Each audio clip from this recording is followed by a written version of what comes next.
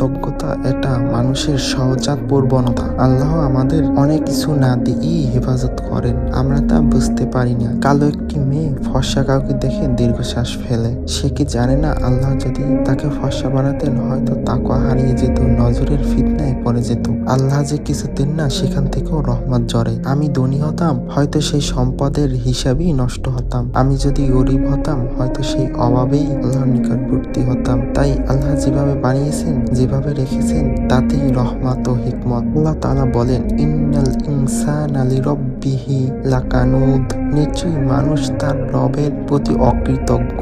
আরো একটি আয়াত আল্লাহ তাআলা বলেন, ইন্না মাল উসরি ইউসরা, নিশ্চয়ই কষ্টের সঙ্গে স্বস্তি রয়েছে।